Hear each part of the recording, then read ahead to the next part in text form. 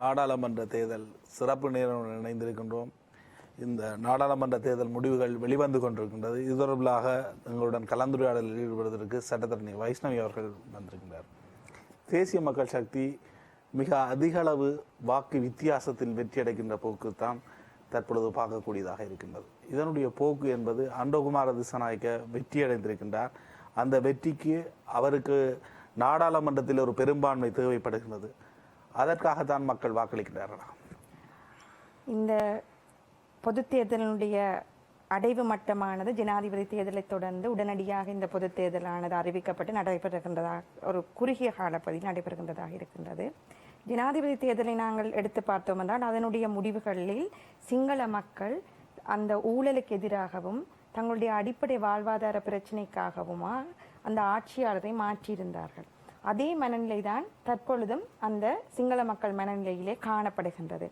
அன்றகுமார திசாநாயக்கா ஜனாதிபதியாக பதவியேற்று ஒரு 2 மாத கால பகுதிக்குள் இந்த நாடாளுமன்ற பொது தேர்தல் நடைபெறுகின்ற காரணத்தினால் அதே மனநிலையோடு தான் சிங்கள மக்கள் இருக்கின்றார்கள். இதுதான் நாங்கள் முன்பு வந்த தேர்தல்களையும் எடுத்து பார்த்தோம் என்று சொன்னால் மக்கள் கடந்த பொது தேர்தலில் கூட எந்த கட்சியினுடைய கோத்தபாய ராஜபக்ஷக்கு வாக்களித்தார்களோ பொதுஜன பெரமுனவுக்கு வாக்களித்திருந்தார்கள். அதே அந்த கோத்தபாய ராஜபக்ஷவுக்கு வாக்களித்த அந்த வீதத்தோடு தான் தற்பொழுது அனுரகுமார திசாநாயக்கவும் வெற்றி பெறுகின்ற ஒரு சூழ்நிலை தற்பொழுது இருக்கின்றது. நாங்கள் வெளிவந்திருக்கின்ற இந்த தபால் மூல வாக்களை எடுத்து பார்த்தோம் என்று சொன்னால் 75% வாக்களிப்பு வீதத்தில் முன்னிலையில் இந்த தேசிய மக்கள் சக்தியானது காணப்படுகின்றது.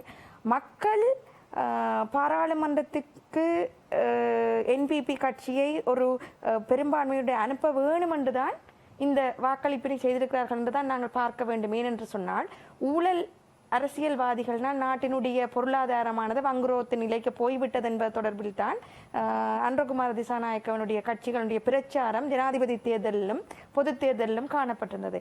ஆகையால மக்களுக்கு தங்களுடைய அடிப்படை பிரச்சனைகள் மற்றது ஊழலால் இவ்வளவு காலமும் நாடு அடைந்திருந்த அந்த கீழ்மட்ட பொருளாதார வீழ்ச்சியிலிருந்து மேலே கொண்டு வருவதற்கான ஒரு தங்களுடைய காவலனாக அல்லது அதற்கான ஒரு மாற்றமாகத்தான் தென்னிலங்கை பார்ப்பது என்பது வேறு. ஆனால் வடக்கு கிழக்கிலும் அனுர் அலை என்பது மிக பெரிய அளவில் வீசியது போன்ற செய்திகள்லாம் உத்தியோகபூர்வமற்ற முறையில் வெளிவந்தது. இது எவ்வாறு நாங்கள் நோக்க வேண்டும் என்று சொன்னால் இந்த வடக்கு கிழக்கில் இதுவரை காலமும் அரசியல் செய்து கொண்டு வந்த அரசியல்வாதிகள் விட்ட தவறுகளால் அதிருப்தி அடைந்த மக்கள் அவர்கள் விரக்தி அடைந்ததன் காரணத்தினால் எங்களுடைய மக்களுக்கும் ஒரு அவர்கள் நினைத்த மாற்றம் என்பது எங்களுடைய அரசியல்வாதிகளை மாற்ற வேண்டும் என்ற ஒரு மாற்றத்தின் அடிப்படையில் தான் இந்த அனுராலியானது இங்கு வீச தொடங்கி இருக்கின்றது.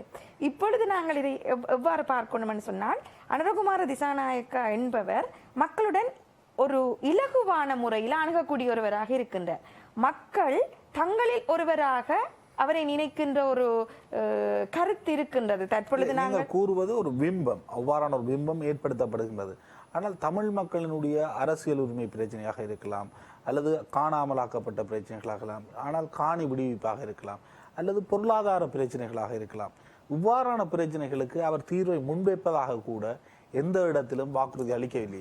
கடந்த 10ஆம் தேதி யாழ்ப்பாணத்தில் ஒரு பெரும் பொதுக்கூட்டம் ஒன்று ஏற்பாடு செய்யப்பட்ட அந்த பொதுக்கூட்டத்தில் பேசிய அன்றகுமார திசாநாயக்கா எந்த விதமான ஒரு அரசியல் தீர்வு தொடர்பாகவும் அவர் முன்வைத்ததில்லை. சில விடயங்களை மட்டும் குறிப்பிட்டிருந்தார். அந்த உயர் பாதுகாப்பு வலயத்தில் உங்களுடைய காணிகள் இருக்கிறதா தொடர்பாக தான் விடுவிப்பேன் என்று சொல்லியிருந்தார். வேறு எந்த ஒரு விதமான ஒரு அரசியல் தீர்வு சம்பந்தமாகவும் அவர் விடுவிக்கப்பட அது தொடர்பாக எதுவுமே வாக்குறுதிகள் அளிக்கவில்லை. இங்கு எங்களுடைய அரசியல்வாதிகள் எதில் பிழைவிட்டிருக்கிறார்கள் என்பதைத்தான் நாங்கள் பார்க்க வேண்டும்.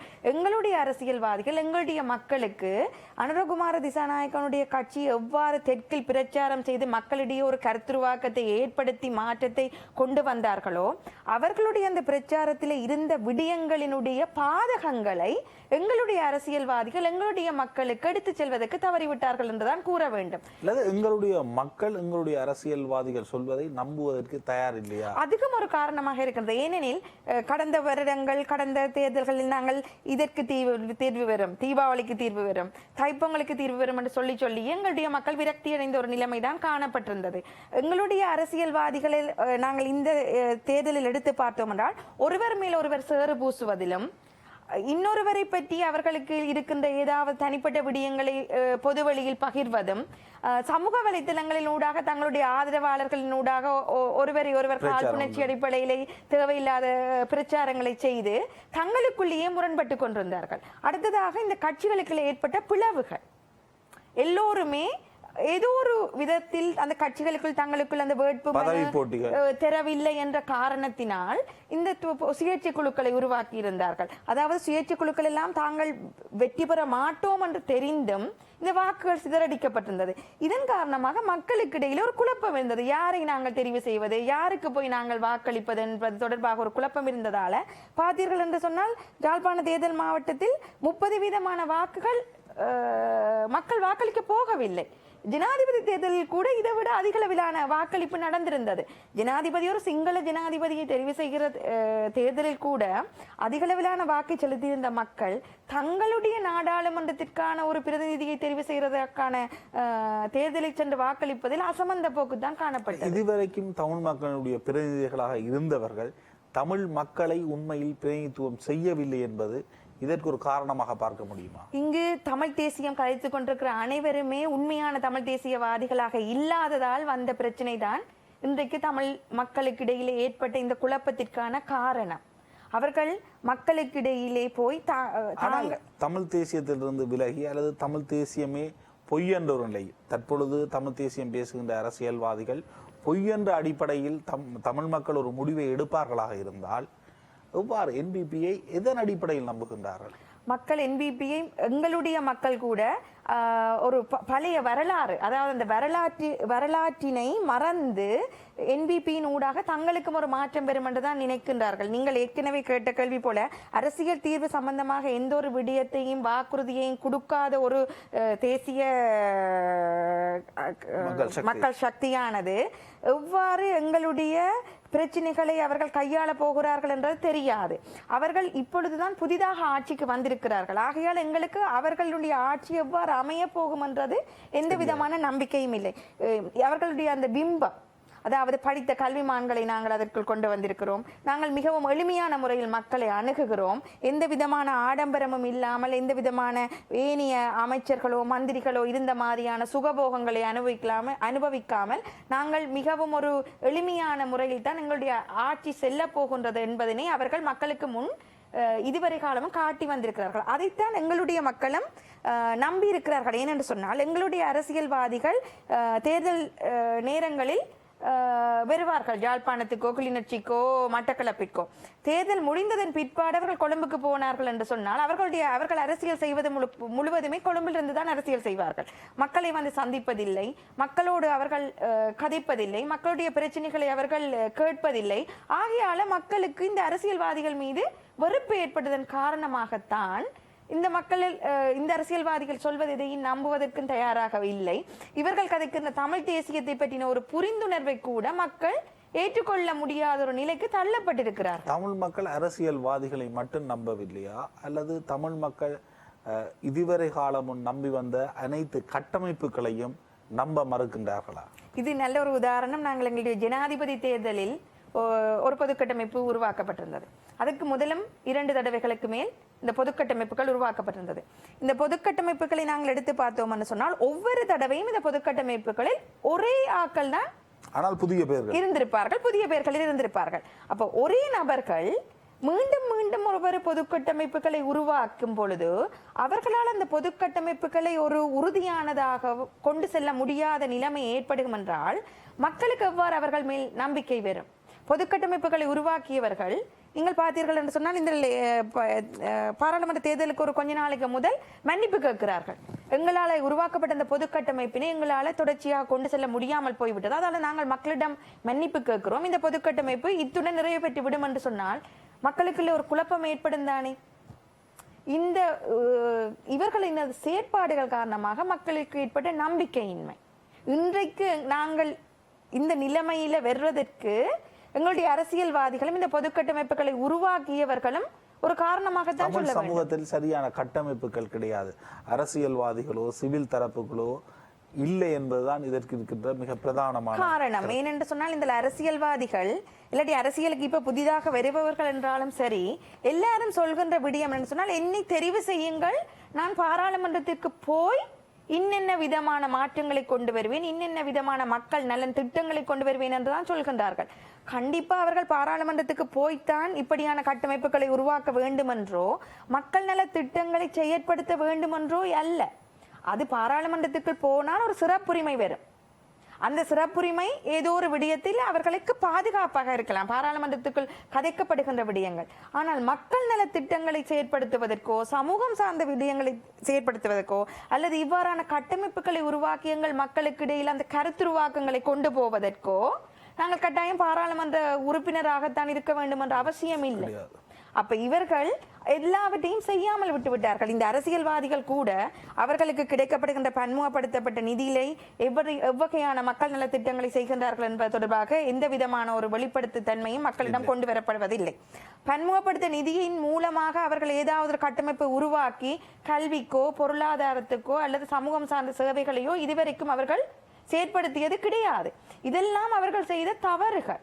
இந்த தவறுகளால் எங்கள் மக்கள் என்ன யோசிப்பார்கள், என்னத்தை இவர்கள் செய்தார்கள். இன்றைக்கு அனைத்து பாராளுமன்ற உறுப்பினர்களையும் பார்த்து எங்களுடைய மக்கள்கிட்ட வருகின்ற கேள்விகள், இவ்வளவு காலமும் 15 வருட காலமாக இவர்கள் என்ன செய்தார்கள். வைஷ்ணவனுடைய கருத்தை நான் ஒரு வடக்கு கிழக்கில் இருக்கின்ற தமிழ் மக்களுடைய ஒரு ஆதங்க குரலாக நான் இதனை கேட்டுக்கொள்கின்றேன். அதே நேரம் இந்தியாவிலிருந்து வீரத்தமிழர் முன்னணியினுடைய ஒருங்கிணைப்பாளர் புரொஃபசர் செந்தில்நாதன் அவர்கள் நம்மளுடன் இணைந்து கொள்கின்றார். வணக்கம் ஐயா. வணக்கம். வணக்கம். வணக்கம். இந்த தேர்தல் தொடர்பில் உங்களுடைய முதற்கட்ட பார்வை என்ன என்பதை கூறுங்கள். அந்த தேர்தல் நிலவரங்கள், தேர்தலினுடைய முடிவுகள் ஒன்றே ஒன்றுதான் சொல்லுது. குறிப்பாக தமிழர்கள் மத்தியில ஒரு ஒருங்கிணைப்பு இல்லாது இருக்கின்றது. இப்போ ஏற்கனவே சொன்னது போல பொது கட்டமைப்பு ஒரு தற்காலிக கட்டமைப்பாக உருவாக்கிவிட்டு அடுத்த தேர்தலுக்கு அந்த பொது கட்டமைப்பினுடைய அரசியல் நகர்வுகளை எடுத்து செல்லாமல், மக்களை அரசியல் மயப்படுத்தாமல், சரியாக தேர்தல் நெருங்குகின்ற காலகட்டத்தில் நாங்கள் மன்னிப்பு கோருகிறோம் என்பது என்ன மாதிரியான ஒரு சூழலை மக்கள் மனதில் உருவாக்கி இருக்கும் என்று தெரியவில்லை. அதனுடைய போக்காக தான் வழக்கமாக யாழ்ப்பாணத்தில் தன்னுடைய பாராளுமன்ற உறுப்பினர்களை தெரிவு செய்கின்ற அந்த வாக்கு நிலையத்துல 2,32,000 பேர் வாக்கு செலுத்தவில்லை என்பது மிக மிக ஒரு ஒரு அவநம்பிக்கையாக தான் நம்ம பார்க்கணும். கூடுதலாக இப்போ தலைவர் இருந்த காலத்திலும் சரி, தலைவருக்கு முந்தைய காலத்திலும் சரி, தலைவருக்கு பிந்தைய காலத்திலும் பார்த்தீங்கன்னா நம்ம தமிழர் வாழுகின்ற பகுதியில் இருக்கின்ற உறுப்பினர்களின் எண்ணிக்கை படிப்படியாக குறைந்து வருகிறது. இதற்கு என்ன காரணம் அப்படிங்கிறதுக்கு பல காரணங்கள் அரசியல் நோக்கர்கள் சொல்லுகிறார்கள். அதற்கு முதலாவது காரணமாக சொல்லப்படுவது இந்த சிங்களமயமாதல், குடியேற்றங்கள் அது போன்றது. கூடுதலாக இங்கு வடக்கில் உள்ள நமது ஆனால் இந்த வாக்களிப்பு வீதத்தில் மிகப்பெரிய வித்தியாசங்கள் ஏற்படுவதற்கு அந்த காரணங்கள் பகுதி அளவில் உண்மையாக இருக்கலாம். ஆனால் அதனை கடந்து ஈழத்தமிழர்களுடைய அரசியலில் இந்தியாவினுடைய தலையீடு என்பது மிக அதிக அளவில் இருக்கின்றது. இந்தியா இந்த விடயத்தில் தமிழ் மக்களுடைய கட்சிகளை கட்டுப்படுத்துகின்றது. இந்த சிவில் தரப்புகளை கட்டுப்படுத்துகின்ற நடவடிக்கையில் இந்திய அரசினுடைய நேரடி செல்வாக்கு இருக்கின்றது என்ற ஒரு குற்றச்சாட்டு தொடர்ந்து இருக்கின்றது அல்லவா? ஆமா, அது இருக்குதான். அது நீங்க தலைவர் காலத்திலேயே தலைவரினுடைய போர் நெறிமுறைகள்ல இந்தியா தலையிட்டது. அதற்கு பல்வேறு காரண காரியங்கள், எடுத்துக்காட்டுகள் சொல்லப்பட்டன. ஆனால் தற்பொழுது இருக்கின்ற சூழல்ல இந்தியாவினுடைய பொறிமுறைகளுக்குள் அல்லது அவர்களுடைய அனுசரணைக்குள் அல்லது அவர்களுடைய வாக்குறுதிகளுக்குள் ஈழத்தில் இருக்கின்ற தமிழ் உறவுகள் எதற்காக மதிப்பளிக்க வேண்டும் என்ற ஒரு கேள்வி இருக்கின்றது. இந்தியாவை தமிழ் மக்கள் நம்ப வேண்டிய அவசியம் கிடையாது என்பது உங்களுடைய கருத்தாக நான் எடுத்துக்கொள்ளுவா?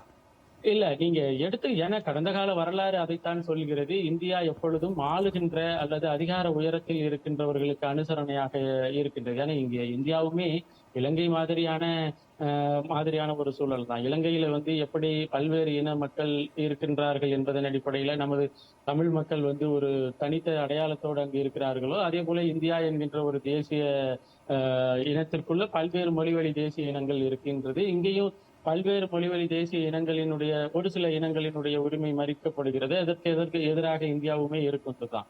அதனால அங்க இருக்கின்ற அரசியல் தெளிவுகளை அங்க இருக்கின்ற நமது மக்கள் புரிந்து கொண்டு எதற்காக இந்தியா தங்களுடைய ஜனநாயக உரிமையை பயன்படுத்தி தமிழ் மக்கள் எடுக்கின்ற முடிவுதானே இந்த தேர்தல் முடிவுகள் என்பது.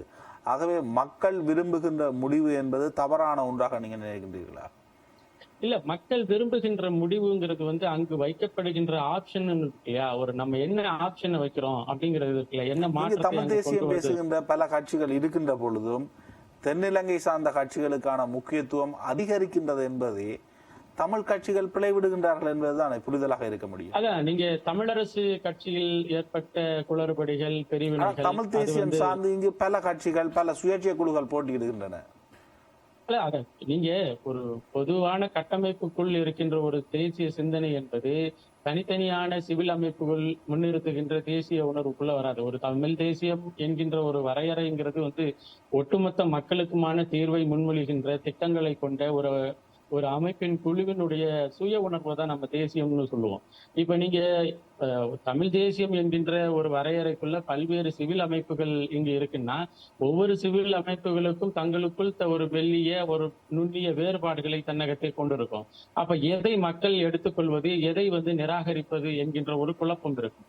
தமிழ் தேசியம் என்பது தமிழ் மொழி பேசுகின்ற அனைத்து மக்களுக்கும் பொதுவானதாக இருக்கின்ற ஒரு ஒட்டுமொத்த தேசிய உணர்வை பிரதிபலிக்கின்ற ஒரு உணர்வாக இருக்க வேண்டுமே தவிர, ஒரு தமிழர்களினுடைய மொழிவழி தேசிய மக்களினுடைய வாக்குகளை வாங்குவதற்கு பல்வேறு தேசிய கட்சிகள் இருப்பது என்பது அது பிரிவினைவாதமா, அது பிரிந்து போகின்ற ஒரு நிலை அதனை பார்க்கப்படும்.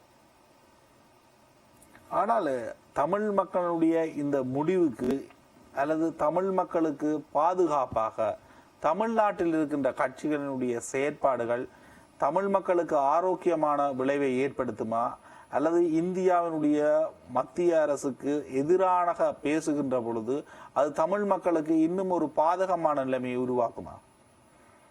இல்ல, இப்போ இங்க இருக்கிற ஒரு சூழலை பொறுத்தவரையிலையும் இந்தியா என்கின்ற ஒரு பெரிய ஜனநாயக குடியரசினுடைய ஒரு அழுத்தம் எப்பொழுதும் இலங்கைக்குள் இருந்து கொண்டிருக்கின்றது. அதே போல தமிழ் மக்களுக்கானதாக இருக்கின்றதா என்பதுதான் கேள்வி. இந்திய தேசிய பாதுகாப்பு சார்ந்து இருக்கின்றது, அதனுடைய பொருளாதாரம் சார்ந்து இருக்கின்றது. ஆனால் தமிழ் மக்களுடைய பாதுகாப்பு சார்ந்து இல்லை என்பதுதானே இங்கிருக்கின்ற தமிழ் மக்களுடைய கவலை.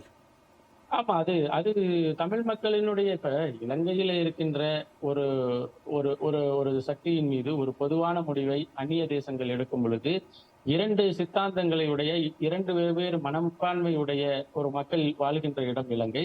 அப்போ ஒரு மக்களுக்கான சாதகமான ஒரு சூழலை ஒரு முடிவை முன்மொழியும் பொழுது இன்னொரு பகுதியானது பாதிக்கப்படும் தான். நீங்க இந்தியாவை பொறுத்தவரையிலையும் இலங்கை என்கின்ற ஒரு நாடு மிகப்பெரிய வர்த்தக இடமாகவும், அதே போல தெற்காசிய பிராந்தியத்தில் மற்ற மேற்குலக நாடுகளும் சரி கிழக்குலக நாடுகளும் சரி கால் ஊன்ற கூடாத அளவிற்கு தன்னுடைய கட்டுப்பாட்டில் இலங்கையை வைத்துக் கொள்ள வேண்டிய அவசியம் இருக்கு என்பதனாலும் இந்தியா எப்பொழுதுமே சிங்களத்தினுடைய சொல்படி நிற்கும், சிங்களத்திற்கு ஆதரவாக தான் இருக்கும்.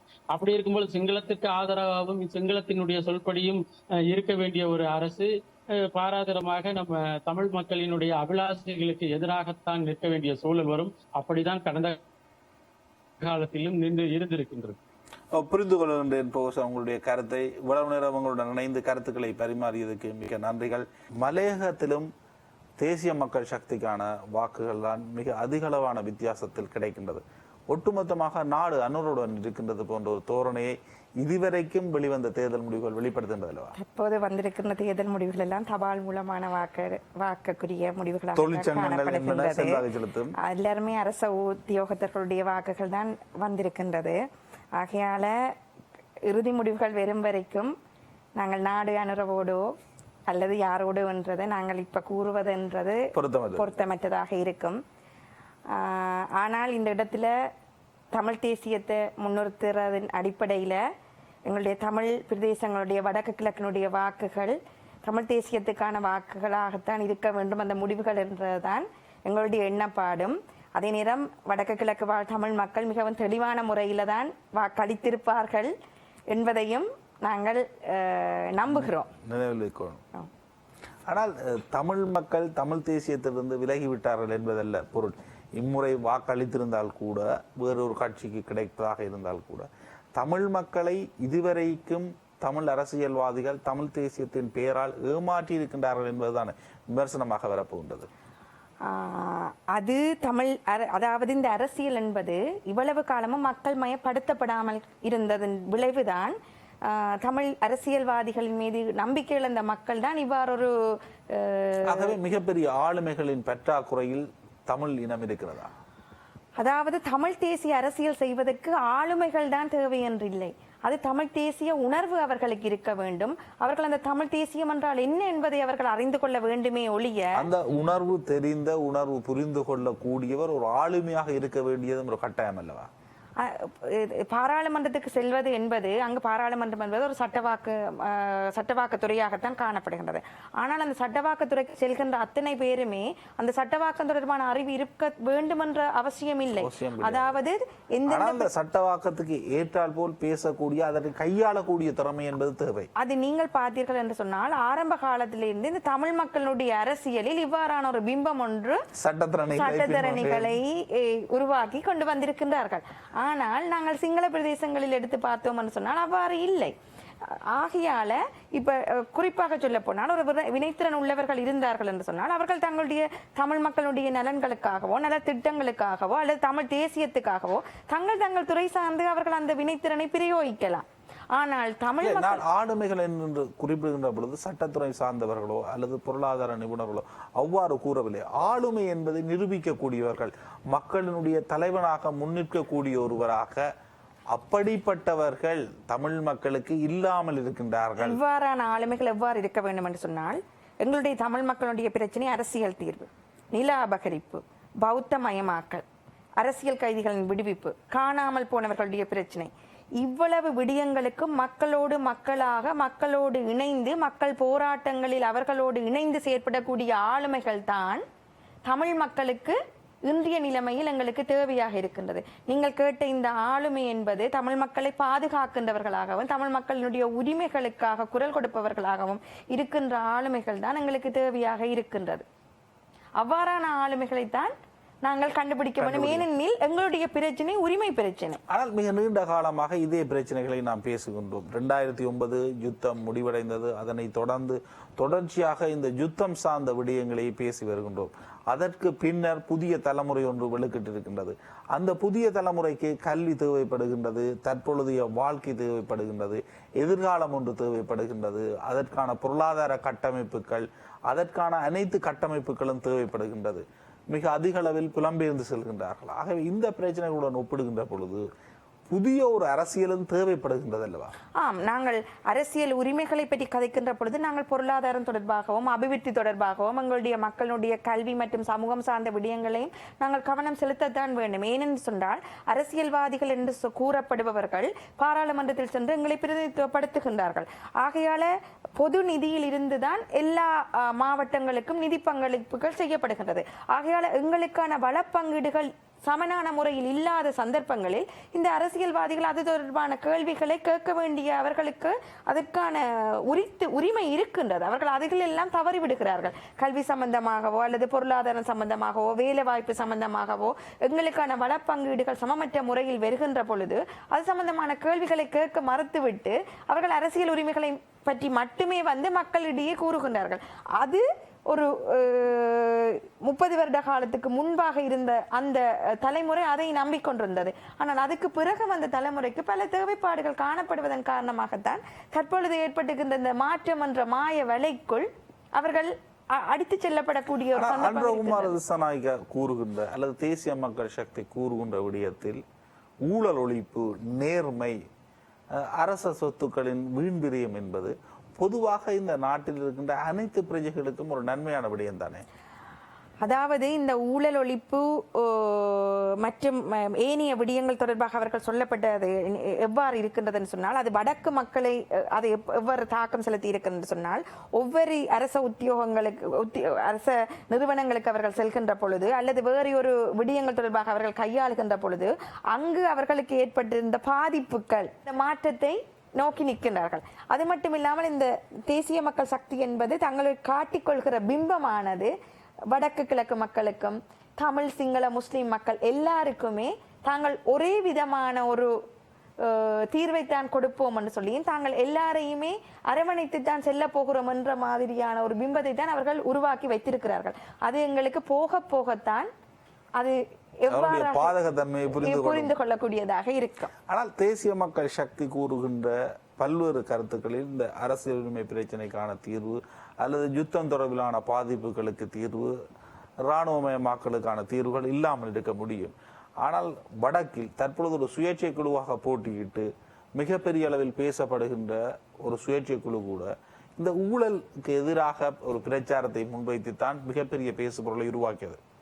இது எவ்வாறு நாங்கள் பார்க்க வேண்டும் என்று சொன்னால், எல்லா நிறுவனங்கள்லையும் எல்லா திணைக்களங்கள்லையும் மேலதிகாரிகள் விடப்பட்ட தவறுகளால் இவ்வளவு காலமும் மக்கள் அதற்கு இருந்த ஒரு அதிருப்தி தன்மைதான் ஒருவர் குரல் கொடுக்கின்றார் என்றதன் பின்பாடு அவருக்கு பின்னால் எல்லாருமே சேர்ந்து அந்த விடயம் அவர்களுக்கு ஒரு கவர்ச்சிகரமானதாக இருக்கின்றது. அதாவது எங்களால் கதைக்க முடியும். வணக்கம். ஹலோ வணக்கம். வணக்கம். வணக்கம். ஹலோ கேக்குதா? கேக்குது. கூறுங்க உங்களுடைய கருத்தை. நான் இந்திரன் கனடாவில இருந்து கூறுங்க. சில கருத்தை கூறிக்கொண்டு கேள்விக்கு விடலாமா? என்னன்னா நாங்க எங்கட தமிழரசு கட்சி 75 ஆண்டுகளுக்கு மேலா விட்டது. அது செல்வநாயகன், தந்தை செல்வநாயகன் கொண்டு வந்த கட்சி.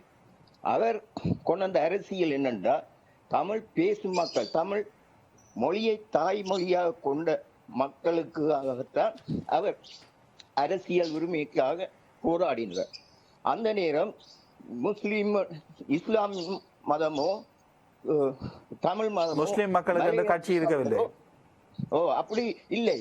எல்லாரும் ஒரு தமிழரால் தான், இந்த தமிழ் பேசும் மக்களுக்காகத்தான் அரசியல் செய்தார். அதன் பிறகு இது 3 இல்ல 4 துண்டால பிரிஞ்சுது. மலையக மக்கள் பிரிஞ்சிச்சினா, இஸ்லாம் மக்கள் பிரிஞ்சிச்சினா, இப்ப இந்து மக்கள், தமிழ் மக்கள், இந்து மக்களோ அவை பிரிஞ்சிருக்கு. அப்ப அப்படின் ஆளுதான் இன்றைக்கு எங்களுடைய நிலைமை இவ்வளவு தூரம் சிறுபான்மைக்கு மேல சிறுபான்மையாக வந்திருக்கிறோம். இதை வடிவம் உணர்ந்து கொள்ளணும். அதை திருப்பியும் கட்டமைத்து மீண்டும் ஒரு குடைக்கு தமிழ் பேசும் மக்கள், தமிழ். ஐயா, உங்களுடைய கருத்தில் ஒரு கேள்வி. நீங்கள் கூறிய காலத்தில் தந்தை செல்வநாயகம் கொண்டு வந்த அந்த தீர்வுகள் தொடர்பில் கூட அந்த அரசியல் கூட தோல்வி அடைந்திருக்கின்றதே, ஒற்றுமையாக இருக்கின்ற பொழுது கூட அது தோல்வி அடைந்திருக்கின்றதே.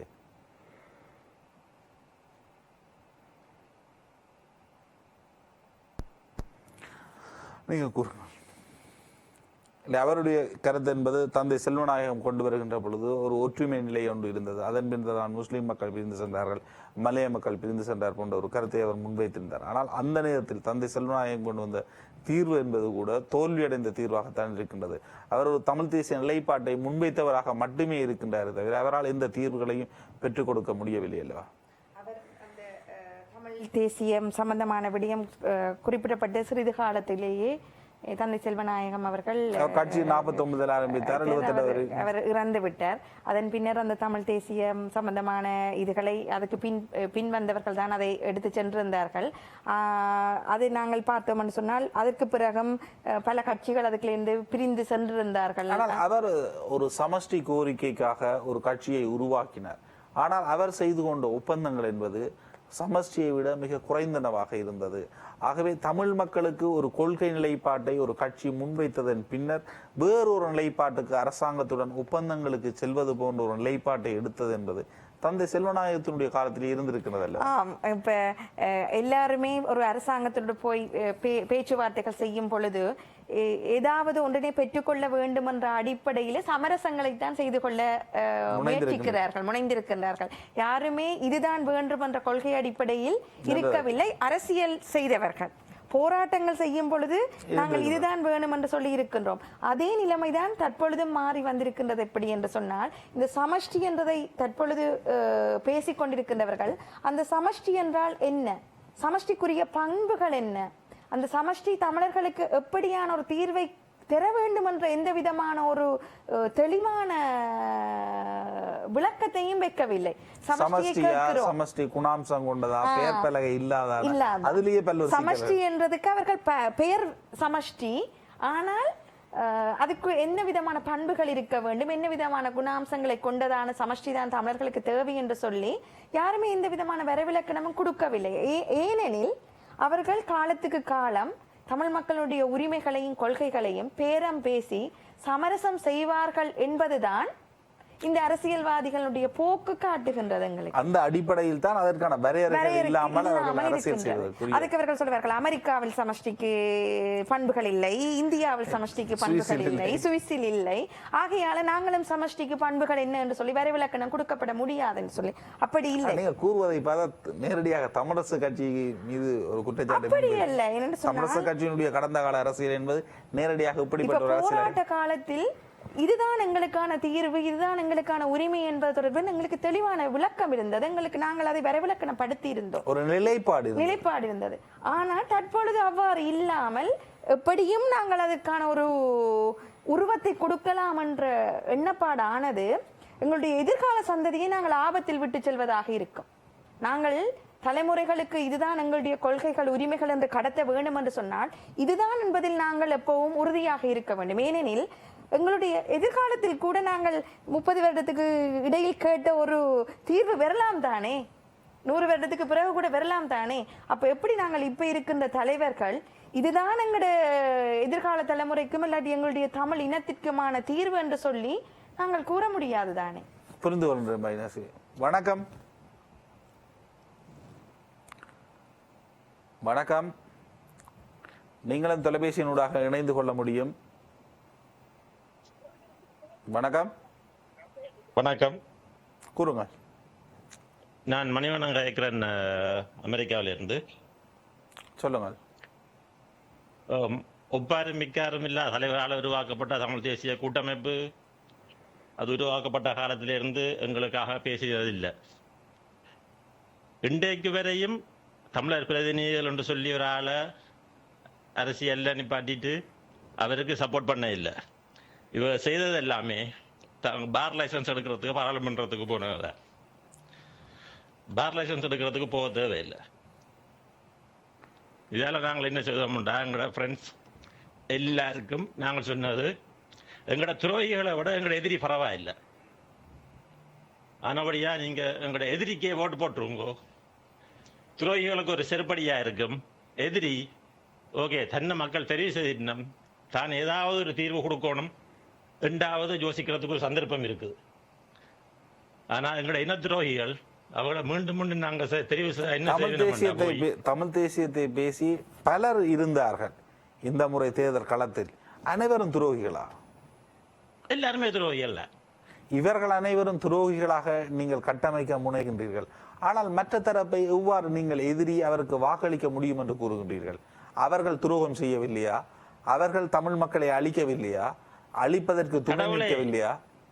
கடவுளே, என் நண்பர்களிடமிருந்து என்னை காப்பாற்று, என் எதிரிகளை நான் பார்த்துக் கொள்ளுகிறேன் என்ற ஒரு விஷயம் இருக்குது. இதுதான் உண்மையான விஷயம். எங்களுடைய எதிரிகள் எங்களுக்கு பரவாயில்லை, எங்களோட துரோகிகள் எங்களை இனத்துக்குள்ளே இருந்து எங்களை அழிச்ச புல்லுருவியல். புரிந்து கொள்கின்றேன் உங்களுடைய கருத்தை. ஏதாவது கேள்வி இருக்குதா? எனக்கு கேள்வி இல்லை. என்னன்னு சொல்லி சொன்னால், ஜனாதிபதி எலெக்ஷன்ல கூட ஒரு ஆளை சப்போர்ட் பண்ண இல்லை எங்கடாக்கள். ஒரு தமிழா நிப்பாட்டிட்டு யுஎன்பிக்கும் ரணிலுக்கும் சஜித்துக்கும் தான் கூட ஓட் விழுந்தது எங்களோட பிரதேசங்கள்ல. இந்த முறை நாங்கள் கொடுக்குற அடி, அடுத்த முறை பாராளுமன்றத்துக்கு போற தமிழாக்கள், இன்னும் அடுத்த 5 வருஷம் கழிச்சு போற தமிழாக்கள் பிரதிநிதிகள் ஒரு குழுவாக ஒன்று சேர்ந்து எங்கள் பிரதிநிதிகளாக மட்டும்தான் போகணும் மொழிய பார் லைசன்ஸுக்கு போகக்கூடாது. புரிந்து கொள்கின்றேன். தமிழ் மக்களினுடைய பிரதிநிதிகளுக்கு நீங்கள் கொடுக்கின்ற அடி என்பது, அல்லது தமிழ் மக்களுடைய பிரதிநிதிகளுக்கு நீங்கள் அடிக்க வேண்டும் என்று நினைப்பது என்பது தமிழ் மக்களுடைய இருப்பையே கேள்விக்குட்படுத்துமா? உங்களுடைய கண்டிப்பாக. அதாவது அவர் குறிப்பிட்ட விடயங்கள் தொடர்பில் அப்படி ஊழல் செய்தவர்கள் இருக்கின்றார்கள். ஆளும் கட்சியோடு சேர்ந்திருந்து எங்களுடைய மக்களுக்கு எதிராக செயற்பட்டவர்கள் இருக்கின்றார்கள். இந்த முறை பொது தேர்தலை பொறுத்த வரைக்கும் நாங்கள் முடிந்தளவு மக்களுக்குள்ள விழிப்புணர்வு ஏற்படுத்த நினைத்த விடயம் எப்படி என்று சொன்னால், போலி தேசியவாதிகள் அல்லது நீங்கள் ஊழல் செய்தவர்கள் என்று நினைக்கின்றவர்களை நிராகரித்து அவர்களுக்குள் தகுதி வாய்ந்தவர்கள் அல்லது தகுந்தவர்கள் என்று சொல்லி உங்களால் இனம் காணக்கூடியவர்களுக்கு வாக்களித்து எங்களுடைய இருப்பை நிலைநிறுத்தக்கூடியதாகத்தான் வாக்களிக்க வேண்டும் என்பதுதான் அனைத்து தமிழ் தேசிய உணர்வாளர்களதும் ஒரு விருப்பமாகவும் அவர்களுடைய எதிர்பார்ப்பாகவும் தான் இருந்தது. ஏனென்று சொன்னால், இந்த தமிழ் தேசியம் என்பது எங்களுக்கு மிகவும் முக்கியமான ஒரு விடயம். அதை நாங்கள் சிங்கள தேசியத்தோடு இணைந்து பயணிக்க முடியாது. ஏனெனில் சிங்களவர்களுடைய எதிர்பார்ப்புகளும் அவர்களுடைய போக்குகளும் அல்லது அவர்களுடைய உரிமைகளும் வேறுபட்டது எங்களுடைய தமிழ் தேசியத்தின் உரிமைகளுடனும் எங்களுடைய எதிர்பார்ப்புகளிடம். ஆகையால் எங்களுக்கு தேவை தகுதியானவர்களை நாங்கள் நாடாளுமன்றத்துக்கு அனுப்பி எங்களுடைய பிரதிநிதித்துவத்தை நாங்கள் உறுதிப்படுத்துவது மட்டும்தான் எங்களுடைய தேவையாக இருக்கின்றது. அது எப்பவுமே அதுதான் எங்களுடைய தேவையாக இருக்கின்றது. நாங்கள் ஊழல்வாதிகளாக இருந்தால் அவர்களை நாங்கள் நிராகரிக்கலாம். இவர்தான் கட்டாயம் சரியானவர்களை தெரிவு செய்து அனுப்பலாம். தமிழ் தேசியம் சார்ந்த கட்சிகள் மீது ஒரு அதிருப்தி நிலை இருந்தாலும் தற்பொழுது சமூக வலைதளங்களில் வெளிவருகின்ற செய்திகளின் அடிப்படையில் தொடர்ச்சியாக தமிழ் தேசியம் சார்ந்த கட்சிகளுக்கான ஒரு பின்னணிதான் தற்பொழுது வெளிப்படுத்தப்படுகின்றது.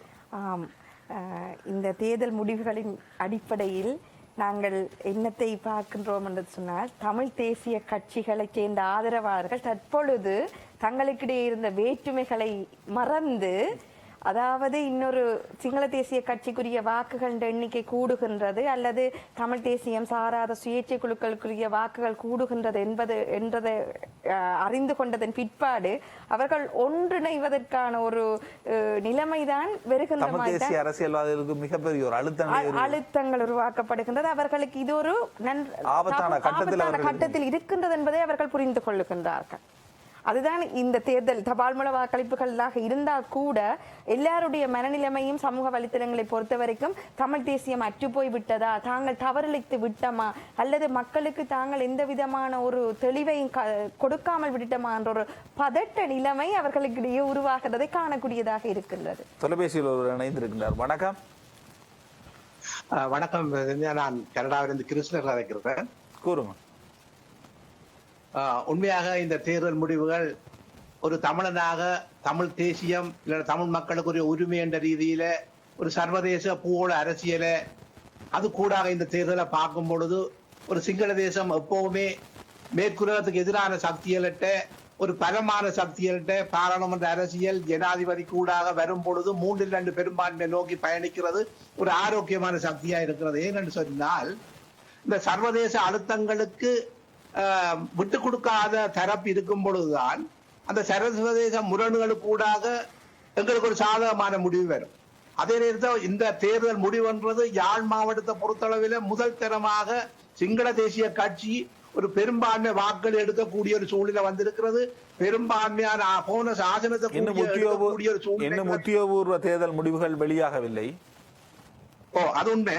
ஆனா நான் ஒரு பார்வையை பார்க்கும்போது அதை நோக்கி தான் பயணித்துக் கொண்டிருக்கிறோம். அதுவும் ஒரு ஆரோக்கியமான விஷயம். என்னென்றால் ஆனால் புவிசார் அரசியல் நிலைமைகளில் ஏற்படுகின்ற முரண்நிலையை வைத்து தமிழ் மக்களை காப்பாற்றுவதற்கு தலைமைத்துவம் வழங்குவது யார்? தமிழ் மக்களுக்கு தலைமைத்துவம் வழங்குறது எப்படி என்று சொன்னார். இன்றைக்கு தமிழ் மக்களுக்கு தலைமைத்துவமோ தமிழ் மக்களுடைய பிரதேசத்துக்கு அபிவிருத்தி செய்ய போறதோ இன்றைக்கு சர்வதேச அரசியல் தலைமைத்துவம் கொடுக்க போகுது. சர்வதேச அரசியல் அதுக்கு தீர்வு கொடுக்க போகுது. தமிழ் தேசிய எந்த தலைமையும் இல்ல. சர்வதேச அரசியல் என்பது தமிழ் மக்களை பயன்படுத்திக் கொள்ளும். தமிழ் மக்களுக்கு தீர்வை வழங்குமா? சர்வதேசத்திற்கோ அல்லது வெளிநாடுகளுக்கோ இலங்கையில் தமிழ் மக்களுக்கு ஒரு தீர்வை வழங்க வேண்டிய தேவை இருக்கின்றதா? நிச்சயமாக. ஒரு வைத்தியசாலைக்கு போறோம், கற்பிணி தாயை கொண்டு வரோம், கணவன் சொல்றார், உறவுகள் சொல்லின தாயையும் பிள்ளையும் காப்பாற்றணும் சொல்லி. இப்படி சர்வதேசம் தாயையும் பிள்ளையும் காப்பாற்ற இலங்கை முழு இலங்கைக்கெல்லாம் தன்னுடைய அரசியல் நிக்குது. ஆனா முழு அரசியலுக்குள்ளே தன்னுடைய நலனை அடைய முடியாத பொறிமுறையை நாங்க உருவாக்குறது மூலம் தான் மாற்றத்தை ஏற்படுத்தலாம். புரிந்து கொள்கின்றேன் உங்களுடைய கருத்தை. மிக்க நன்றிகள் இணைந்து கொண்ட கருத்துக்களை தெரிவித்தமைக்கு. இவருடைய கருத்துக்களை பொறுத்த வரைக்கும் சர்வதேசத்துக்கு இலங்கை ஒரு கேந்திர முக்கியத்துவமாக இருக்கின்ற காரணத்தினால இலங்கையில எப்பவுமே ஏதோ ஒரு பிரச்சனை ஒன்று இருந்து கொண்டே தான் இருக்க வேண்டும்.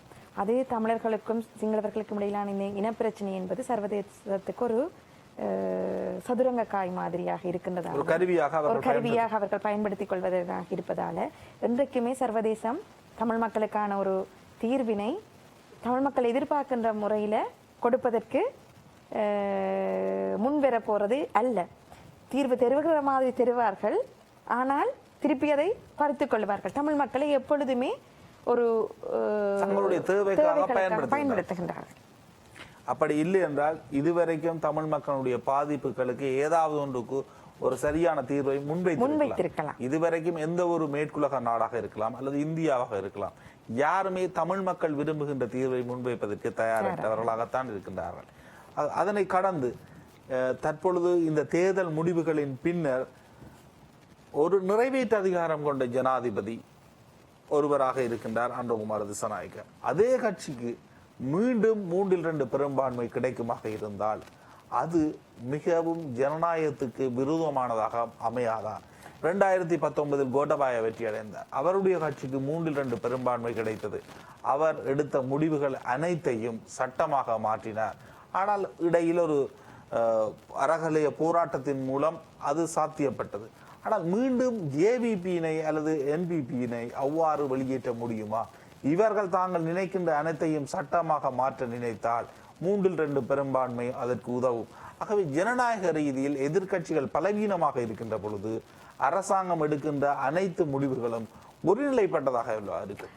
இந்த இவர்களுடைய விஞ்ஞாபனத்தை பார்த்தால் இவர்கள் இந்த 3/2 பெரும்பான்மை எடுக்கின்ற பட்சத்தில் தாங்கள் அரசியலமைப்பில் மாற்றங்களை கொண்டு வருவோம் என்று சொல்லியும் நிறைவேற்று அதிகார முறைமையை தாங்கள் ஒழிப்போம் என்று சொல்லியும் அவர்கள் அந்த கூறியிருந்தார்கள். அவ்வாறு நிறைவேற்று அதிகாரம் கொண்ட ஜனாதிபதி முறைமையை அவர்கள் நீக்குவார்கள் என்று சொன்னால் அது ஒரு வரவேற்கத்தக்க விடயமாக அமையும். இல்லை என்று சொன்னால் நாங்கள் இப்ப கடந்த 2-3 தினங்களுக்கு முன்பாகவும் ஒரு கிழமைக்கு முன்பாகவும் எங்களுக்கு கிடைத்த தரவுகளின்படி இந்த டிஐடி விசாரணைகள் போன்றன நடைபெறுவதாகவும் பிடிஏ நீக்கப்பட மாட்டாது என்ற தொடர்பான வெளிப்பாடுகள் கூறப்பட்டிருந்தன. பட் ஜேவிபியை சார்ந்த பல மூத்த உறுப்பினர்களுடைய ஸ்டேட்மெண்ட்ஸ் எல்லாமே ஒரு இனவாதத்தை வெளிப்படுத்துவதாகத்தான் இருந்தது. தற்பொழுது அரசாங்கம் கூட சேனல் 4 வெளியிட்ட உயிர்த்த ஞாயிறு தாக்குதல் தொடர்பில் ஒரு விசாரணையை ஆரம்பித்திருக்கின்றார்கள். இதுவே இசைப்பிரியா தொடர்பில் அல்லது யுத்த குற்றங்கள் தொடர்பில் சேனல் 4 வெளியிட்ட ஆதாரங்கள் தொடர்பில் எந்த விசாரணைகளையும் முன்னெடுக்கவில்லை. எவரையும் அது தொடர்பில் வாக்குமூலம் வழங்குவதற்கு இவர்கள் கூப்பிடவில்லை. ஆக இந்த இடத்திலேயே இவர்கள் ஒரு இரட்டை நிலைப்பாடு எடுக்கின்றார்கள் என்பது புரிகின்றது. ஏற்கனவே இருந்து வந்த அரசாங்கங்கள் வெளிப்படையாகவே தாங்கள் இனப்பிரச்சனைக்கு தீர்வை தரப்போறது இல்லை என்று சொல்லியும் இலங்கையில் இருக்கின்ற தமிழர்கள் தொடர்பான எந்த விதமான ஒரு தீர்வுக்கும் தாங்கள் தயாரில்லை என்பதையும் வெளிப்படையாக தெரிவித்து வந்திருந்தார்கள். ஆனால் இந்த அனுரகுமார திசாநாயக்கனுடைய அரசாங்கம் என்பது தமிழ் மக்களை கவர வேண்டும் என்பதற்காக இந்த இரட்டை முகத்தினை தமிழ் மக்களுக்கு தாங்கள் நல்லவர்கள் என்ற மாதிரியும் தமிழ் மக்களுக்கும் தாங்கள் ஒரு ஆபத் பாண்டவர்களாக வந்திருக்கிறார்கள் என்ற மாதிரியான ஒரு பிம்பத்தை உருவாக்கி அவர்கள் தற்பொழுது இந்த பொது தேர்தலை எதிர்கொண்டிருக்கின்றார்கள். ஆனால் இந்த பொது தேர்தல் முடிந்ததன் பிற்பாடுதான் அவர்களுடைய உண்மை முகமானது வெளிப்படும். நாங்கள் ஏற்கனவே குறிப்பிட்ட மாதிரி அவர்கள் எந்த விதமான ஒரு தீர்வையும் தரப்போவது இல்லை. அவர்கள் அப்படி ஏற்பட்ட ஒரு முடிவுக்கு நீங்கள் செல்லுகின்றீர்கள். தொலைபேசியினூடாக ஒரு இணைந்திருக்கின்றார். வணக்கம். வணக்கம். கூறுங்கள் ஐயா, எங்கிருந்து? வணக்கம், நான் டொரண்டோ கனடாவிலிருந்து ஆர்கே கதைக்கின்றேன். கூறுங்கள். நான் என்னத்தை கூற வருகின்றேன் என்றால் அனுரகுமார திசாநாயக்கா இது ஒரு உலகத்துக்கே ஒரு பெரிய அதிசயமான விஷயம். தமிழ் மக்களுக்கும் வடக்கு கிழக்கு தமிழ் மக்கள், முஸ்லீம்கள் மற்றும் மலையோர தோட்ட மக்களுக்கும் இது ஒரு பெரும் ஒரு அதிசயமான ஒரு வரவு. அனுரகுமார திசாநாயக்காவினுடைய வெற்றி என்பது தமிழ் மக்களுக்கு ஒரு ஆரோக்கியமானது என்ற அடிப்படையில் உங்களுடைய கருத்து அமைகிறதா? நான் என்னத்தை சொல்ல வரேன் என்றால் அவருடைய ஜனாதிபதியாக வரவு அது எல்லோருக்குமான இலங்கையில் இருக்கின்ற சிறுபான்மையின மக்களுக்குமான ஒரு மிக வரப்பிரதாசம் என்று சொல்ல வேண்டும். தமிழ் மக்கள் தங்களை ஒரு தேசிய இனமாக கருதுகின்றார்கள். அவர்கள் தங்களை ஒரு சிறுபான்மை இனமாக கருதுவது கிடையாது. வடகிழக்கில் அனுரகுமார திசாநாயக்காவுக்கு வாக்குகள் கிடைக்கவில்லை. இல்ல இந்த சந்தர்ப்பத்தை நாங்கள் தமிழ் மக்களாகிய தமிழ் அரசியல் கட்சிகள் நழுவ விட்டுட்டார்கள். காரணம் என்னென்றால் அவருடைய வெற்றியை நாங்கள் சாதகமாக பயன்படுத்தி கொண்டு நாங்கள் அனைத்து தமிழ் முஸ்லீம் மக்கள் மலைய மக்கள் எல்லாம் சேர்ந்து ஒரு கட்சியை சரியான அங்கே எங்களுக்கு சார்பான அங்கத்தவர்களை வரக்கூடிய ஆக்களை விட்டு கொடுத்து உருவாக்கி நாங்கள் இந்த தேர்தலில் வாக்குகளை பெற்று முன்னுக்கு வந்திருந்தால் அனுராக் குமார் திசாநாயக்கோட சேர்ந்து பயணித்து எங்களுக்கு தேவையானவற்றை அவரிடமிருந்து பெற்றுக்கொண்டு அவருக்கு தேவையானவற்றை நாங்கள் அனுரகுமார திசாநாயக்கவுடைய தேர்தல் விஞ்ஞாபனம் அல்லது அவருடைய கருத்துக்கள் மிக தெளிவானது. இலங்கையில் ஒரு சமஷ்டி ஆட்சியை உருவாக்குவதற்கோ இராணுவத்தை தண்டிப்பதற்கோ அவர்கள் தயாரற்றவர்கள். தமிழ் மக்களுடைய கோரிக்கை என்பது அப்படிப்பட்ட ஒரு கோரிக்கையாக இருக்கின்றது. ஆகவே இவ்வாறு இணைந்து பயணிக்க முடியும். இல்ல அதை ஒன்றை மட்டும் நாங்கள் விளங்கிக் கொள்ளணும். அவர் எங்களுக்கு எல்லாம் சொல்ல முடியாது. சொன்னால் அவர் சொல்ல முடியாத செய்வார், நிச்சயமாக செய்வார். ஏனென்றால் இது ஒரு நம்புகிறீர்கள். உங்களுடைய நம்பிக்கை எப்படிப்பட்டது? என்ன காரணத்துக்காக? நாங்கள் இங்க யூனியன்ஸோட ஆக்டிவிட்டிஸா இருக்கிற நாங்கள் கம்பெனியில நாங்கள் ஒரு நெகோசியேஷனை செய்யும் பொழுது கம்பெனி உங்களுக்கு சொல்லாது இவ்வளவு தரப்போறோம். நாங்கள் தான் கொஞ்சம் கொஞ்சமா சொல்றதே செய்வது கிடையாது. இதில் எவ்வாறு நம்ப முடியும்? இதன் அடிப்படையில் இல்ல அந்த நம்பிக்கையை நாங்கள் உருவாக்கணும். அந்த நம்பிக்கையை நாங்கள் உருவாக்காதால்தான் நாங்கள் இப்படி சிதைந்து போயிருக்கோம். மிகப்பெரிய கட்சியாக அல்லது ஒரு ஆட்சி பீடத்தில் இருக்கின்றவர்கள் அந்த நம்பிக்கையை உருவாக்க வேண்டுமா அல்லது நாங்கள் அவர்கள் மீது நம்பிக்கையை உருவாக்க வேண்டுமா?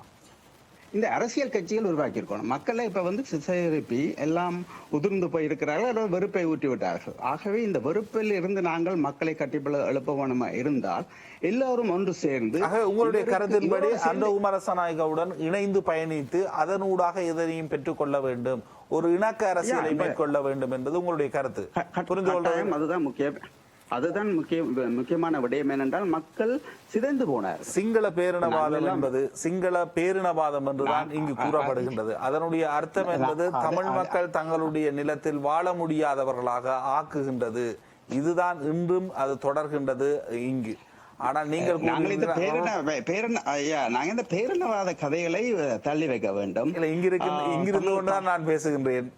இங்கிருக்கின்ற மக்கள் தான் இந்த விடயத்தை பேசுகின்றார்கள். இங்கிருக்கின்றவர்களான் அதற்கு எதிராக போராட்டங்களை மேற்கொள்ளுகின்றார்கள்.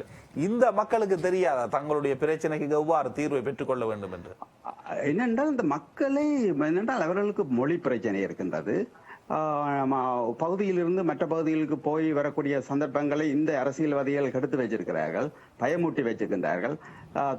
அனுரகுமார திசாநாயக்க மொழி பிரச்சனை இருக்கின்றது. அவர் சிங்களத்தில் தான் பேசுகின்றார்.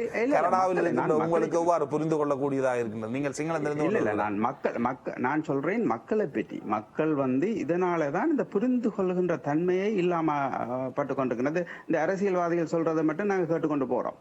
நாங்கள் இது ஒரு சரியான சந்தர்ப்பம். இப்ப நாங்கள் 2-3 சந்தர்ப்பங்களை இழந்துட்டோம். ஒன்று இந்திய அரசாங்கம் வரையும் பொழுது அதை நாங்கள் எதிர்த்தோம். அந்த 13 விட்டுட்டு இப்போ ஓடி திரிகிறோம். அந்த 13 எடுக்கலாமல் திருப்பி நோர்வே ரணில் சந்திரிகா ஒன்றை கொண்டு வந்தார்கள், அதையும் விட்டுட்டோம்.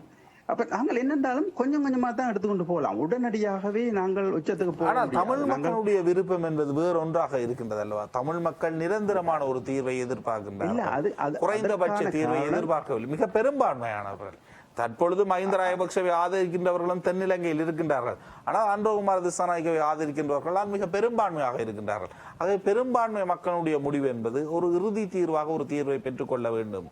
இதுதான் தமிழ் மக்களிடம் இருக்கின்ற பெரும்பான்மை. என்னென்றால் இப்ப நாங்கள் தமிழ் மக்கள் என்னென்றால் உடனடியாக எல்லாத்தையும் எதிர்பார்க்கிறோம். அது கொஞ்சம் நாங்கள் மிக நீண்ட காலம் இலங்கையில் பிரித்தானியா 1948 விட்டு சென்றது. இன்று 2024. இது எவ்வளவு மிகப்பெரிய காலம். இதுக்குள்ள எத்தனை தலைமுறை கடந்து விட்டது. தொடர்ச்சியாக சிங்கள அரசாங்கங்கள் தான் ஆட்சிகளை மேற்கொண்டிருக்கின்றது அல்லவா? இல்ல இதனை நான் கூறவில்லை. இதனை கூறுவதும் அனுரகுமார திசாநாயக்கா. இல்ல இதுக்கான பாகைன் இதுதான். நாங்கள் பாகைன் பண்ணக்கூடியதான். நாங்கள் ஒரு 20 MPயோட அங்க போகணும். சரியான எனக்கு தெரிந்த வகையில் தற்பொழுது 20 MP என்பது சாத்திய பாடற்ற ஒரு விஷயம். 18 MPகளை கடந்து எடுக்க முடியாதல்லவா வடகிழக்கில்?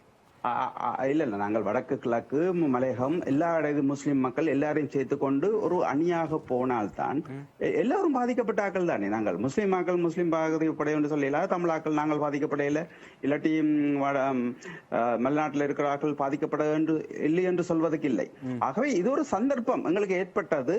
அனுரா குமாரதுங்க ஜனாதிபதி ஆனவுடன் நாங்கள் ஒரு ஒரு ஒரு ஃபோர்ஸ்ஃபுல்லா எல்லோரும் சேர்ந்து ஒரு உங்களுடைய கருத்தை புரிந்து கொள்கின்றேன். உங்களுடைய கருத்தை நான் மிக தெளிவாக புரிந்து கொள்கின்றேன். நீங்கள் ஒரு இணக்க அரசியல் தொடர்பில் நீங்கள் உங்களுடைய கருத்துக்களை பதிவு செய்கின்றீர்கள். அன்றகுமார திசாநாயக்க ஜனாதிபதி ஆனார் என்பதற்காக அவருடைய காலில் நாம் விழ முடியாது. அவருக்கென்று சில கடமைகள் இருக்கின்றது. அவர் மிக வெளிப்படையாக தன்னுடைய தீர்வு தொடர்பில் வெளிப்படுத்தப்பட வேண்டும். அவ்வாறு வெளிப்படுத்தப்படாத சந்தர்ப்பத்தில் நாம் அவரை ஏன் நம்ப வேண்டும்? எங்களுடைய அரசியல் என்பது ஒரு தனித்துவமான தமிழ் தேசிய நிலை கொள்கை நிலைப்பாட்டை கொண்ட ஒரு அரசியல். அதனை தொடர்வதில் தமிழ் மக்களுக்கு தயக்கம் இருக்குமானால் அதனை வெளிப்படுத்த முடியும். அதுவும் இங்கிருக்கின்ற தமிழ் மக்கள் இதுவரைக்கும் தமிழ் தேசிய நிலைப்பாட்டுக்கு எதிரான ஒரு நிலைப்பாட்டை வெளிப்படுத்தியது கிடையாது. இதுவரை காலம் வெளிவந்த தேர்தல் முடிவுகள் என்பது நாளை உத்தியோகபூர்வ தேர்தல் முடிவுகள் வெளிவந்து தெரியும். என்ன வெளிப்பாட்டுல இந்த தமிழ் அரசியல் கட்சிகள் எப்படி பிளவுபட்டிருக்கின்றார்கள், அவருக்கு என்ன வெளிப்பாடு வரப்போது, இவ்வளவு நாளும் இவ்வளவு காலங்களும் என்னத்தை செய்திருக்கிறார்ன்றது நாளை காலையில அநேகமா தெரியும் நினைக்கிறேன். இதில் இருந்தாவது இவர்கள் புரிந்து கொண்டு ஒரு சமத்துவமான ஒரு சுயமான ஒரு சிந்தனையோட சமத்துவமான தீர்வை தென்னிலங்கை வழங்குமாக இருந்தால் ஏற்றுக்கொள்வார்கள். அதை வழங்கவில்லை என்பதுதான் பிரச்சனை இல்லையா ஐயா? நாங்கள் முயற்சிகளை செய்யவில்லை என்பது உண்மை.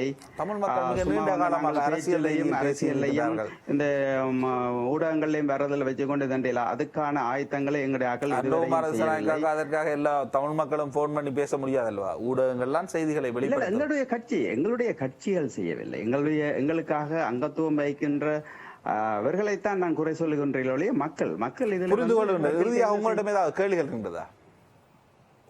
என்னுடைய கேள்வி ஏன் இந்த அனைத்து கட்சிகளும் இந்த கடைசி நேரத்தில் தானும் ஒன்று சேர்ந்து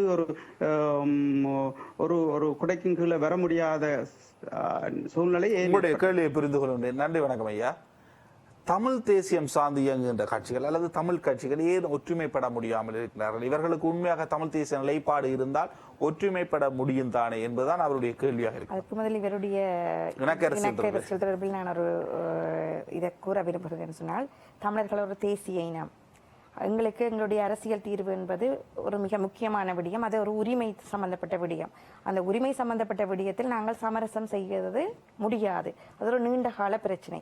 இவர்கள் கூறுகின்றது போல நாங்கள் ஒரு நாளும் ஆளும் தரப்போடு சேர்ந்து போய் எங்களுடைய உரிமைகளை பெற்றுக்கொள்ள முடியும் அல்லது எங்களுடைய உரிமைகளை சமரசம் செய்து கொள்ள முடியும் என்பது நடக்க முடியாத ஒரு விடயமாகத்தான் உதாரணமாக இருக்கின்றார்கள். ஆகையால் இவர்கள் சொல்கின்றது போல நாங்கள் அவர்களோடு இணைந்து பயணிக்க முடியாது. அதுக்கு அடுத்ததாக இருக்கிற ஒரு விடயம் இருக்கின்றது என்று சொன்னால், எங்களுடைய உரிமைகள் எங்களுடைய பிரச்சனைகள் என்று சொல்வது வடக்கு கிழக்கு மக்களுடைய முக்கியமான பிரச்சனைகள் நில அபகரிப்பு, பௌத்தமயமாக்கல், எங்களுடைய இருப்பு தொடர்பான பிரச்சனைகள், நாங்கள் ஏற்கனவே குறிப்பிட்டது போல அரசியல் கைதிகளுடைய விடுவிப்பு, காணாமலாக்கப்பட்டவருடைய விடுவிப்பு, இந்த போர்க்குற்றங்கள் நடைபெற்றதா இல்லையா என்ற தொடர்பான விடயங்களுக்கு நாங்கள் போய் சமரசம் செய்து கொண்டு இணக்க அரசியல் மூலமாக போனோம் என்று சொன்னால் அதற்கான எந்த விதமான ஒரு தீர்வும் எங்களால் இருக்க முடியாது. ஆகையால் நாங்கள் அவர்களோடு ஒத்தோடிக்கொண்டு நாங்கள் போவதற்கு தயாராக இல்லை. அதுதான் நாங்கள் தமிழ் தேசியம் பேசிக்கொண்டிருக்கின்றோம். அவர்களுடைய தேர்தல் விஞ்ஞாபனத்தில் தெளிவாக கூறியிருக்கிறார்கள் அதிகார பகிர்வு என்பது இல்லை என்பது. ஆனால் நாங்கள் கூறிக்கொண்டிருக்கிறோம் நாங்கள் ஒரு தமிழ் தேசிய இனம். நாங்கள் இந்த இலங்கையில் சிங்களவர்களுக்கு எவ்வாறு உரிமைகள் இருக்கின்றதோ, எப்படியான அதிகாரங்கள் இருக்கின்றதோ அதே மாதிரியான அதிகாரங்களும் உரிமைகளும் எங்களுக்கு இருக்கின்றது என்பதைத்தான் நாங்கள் கூறிக்கொண்டிருக்கிறோம். அவ்வாறு கூறுகின்ற ஒருவரோடு எவ்வாறு எங்களை ஒத்தோடுவதாக இவர்கள் சமரச அரசியல் செய்வதற்கு ஒரு வெளிநாட்டில் இருந்து ஒரு இணக்க அரசியல் தொடர்பில் பேசுகின்றார். அவர்களுக்கு எங்களுடைய பிரச்சனை புரிய வேண்டுமே முதலாவதாக. இப்ப கிழக்கு மாகாணத்தை நாங்கள் எடுத்து பார்த்தோம் என்றால் இன்றைய கிழக்கு மாகாணத்தின் உத்தியோகபூர்வ முடிவுகள் வரும் பொழுது கிழக்கு மாகாணத்தில் எங்களுடைய தமிழ் மக்களின் இருப்பை நாங்கள் மீண்டும் மீண்டும் நிலைநிறுத்துவதில் எவ்வாறான பிரச்சனைகளை எதிர்நோக்க போகின்றோம் என்பதுதான் எங்களுடைய தமிழ் தேசியத்தினுடைய ஒரு போராட்டமாக இருக்கின்றது.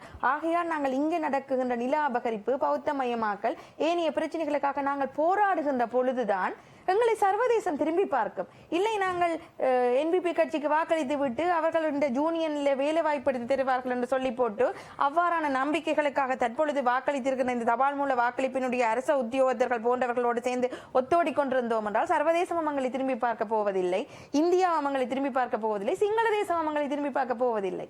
இவர்கள் கூறுவதை இங்கே இருந்து கொண்டு நிலத்தில் இருந்து கொண்டு எங்களால் செல்ல முடியும். ஏன்னா நாங்கள் தான் நிலத்தில் இருந்து கொண்டு போராடி கொண்டிருக்கின்றோம், போராடி கொண்டுதான் நாங்கள் இருக்க வேண்டும் எங்களுடைய உரிமைகளுக்காக. இது அவருடைய கருத்துக்கான பதில். அடுத்ததாக நீங்கள் கேட்டது ஒற்றுமைப்பட முடியவில்லை என்று. தமிழ் தேசிய கூட்டமைப்பு என்பது எங்களுக்கான ஒரு பிராண்டாக இருந்தது. அந்த தமிழ் தேசிய கூட்டமைப்பு என்பதற்குள் நாங்கள் எல்லோரும் ஒற்றுமையாக இருந்திருக்கின்றோம். ஒற்றுமையாக இருந்த பொழுதில் எங்களுக்கான அந்த பாராளுமன்றத்தில் எங்களுடைய குரலானது ஓங்கி ஒலித்துக் கொண்டிருந்தது. அதே போல் சர்வதேசத்தில் கூட எங்களுடைய குரல் ஓங்கி ஒலித்துக் கொண்டிருந்தது. சர்வதேசத்திலிருந்து வருகின்ற இந்த பிரதிநிதி என்று சொன்னாலும் தமிழ் தேசிய கூட்டமைப்பினை தான் அவர்கள் சந்திச்சுட்டு போவார்கள் என்று சொன்னால் அங்குதான் எங்களுடைய பிரதிநிதிகள் தலைமை இருந்திருந்தது. அதே மாதிரியான ஒரு நிலைமையானது தமிழ் தேசிய கூட்டமைப்பிலிருந்து சில கட்சிகள் பிரிந்து போனதுக்கு பிற்பாடும் அந்த தமிழ் தேசிய கூட்டமைப்பானது ஓரளவுக்கு சில கட்சிகளை இணைத்து இருந்தார்கள். ஆகையால இது மக்களுக்கு இடையில் இருக்கின்ற இந்த கேள்வியானது தமிழ் தேசியம் பேசுகின்ற அனைத்து கட்சிகளும் ஒன்றிணைந்து செயற்பட வேண்டும் என்பது மக்களுக்கு இருக்கின்ற ஒரு நிலைப்பாடாக தான் இருக்கிறது. அந்த நிலைப்பாடு தற்பொழுது இந்த தபால் மூல வாக்களிப்புகளின் முடிவுகள் வரும் பொழுது வெளிப்பாடாக அமைகின்றது. நீங்கள் கூறிய மாதிரி சமூக வலைதளங்களில் தமிழ் தேசிய கட்சிகள் அனைவருமே பதறுகின்றார்கள். ஆகையால இதுமே சில வேளைகளில் ஒரு நல்ல ஒரு சமீட்சையாக ஆரம்பமாக அமையும். அடுத்து வருகின்ற உள்ளூராட்சி சபை தேர்தலாக இருக்கலாம், அல்லது மாகாண சபை தேர்தல் நடத்தப்படுமாக இருந்தால் மாகாண சபை தேர்தலாக இருக்கலாம். இனிமேல் இந்த தமிழ் தேசியத்தை பேசுபவர்கள் தங்களுக்குள் சேறு பூசாமல் காழ்ப்புணர்ச்சி அரசியல் செய்யாது மக்களோடு இறங்கி நின்று மக்களுக்கு ஒரு பிரச்சனை வரும் பொழுது போராடி மக்களோடு இணைந்து பயணிக்க வேண்டும். ஒரு இடத்தில் ராணுவம் காணியை அபகரிக்கின்றது என்று சொன்னால் எல்லா தமிழ் தேசியம் பேசுகின்ற கட்சிகளும் அந்த இடத்தில் போய் நில்லுங்கள், போராடுங்கள், சர்வதேசத்துக்கு வெளிப்படுத்துங்கள். எங்களுடைய இருப்பை நிலைநிறுத்துவதற்காக நாங்கள் எல்லோரும் ஒற்றுமையாக நிற்கின்றோம். ஒரு கட்சி மட்டும் போய் அதில் நிற்க மற்ற கட்சிகள் கொழும்பில் சொகுசாக இருந்து போட்டு தேர்தல் நேரத்தில் வரும் பொழுது அதுக்கு அந்த விளைவுகள் தான் தற்பொழுது பதறிக்கொண்டிருக்கின்றார்கள். ஆனால் இங்கு நாங்கள் கூற வேண்டிய ஒரே ஒரு விடயம், எங்களுடைய மக்கள் சரியான முறையில் தான் வாக்களித்திருப்பார்கள் என்று சொல்லியும் தமிழ் தேசியத்தை நீங்கள் நம்புகின்றீர்கள். அவ்வாறு தமிழ் தேசிய நிலைப்பாட்டில் தமிழ் மக்கள் இருக்கின்றார்கள் என்பது உங்களுடைய அசைக்க முடியாத நம்பிக்கை என்பதை நான் புரிந்து கொள்கின்றேன். இவ்வளவு நேரம் இந்த நேரங்கள் இணைந்து உங்களுடைய கருத்துக்களை பரிமாறியதற்கு மிக்க நன்றிகள். நன்றி.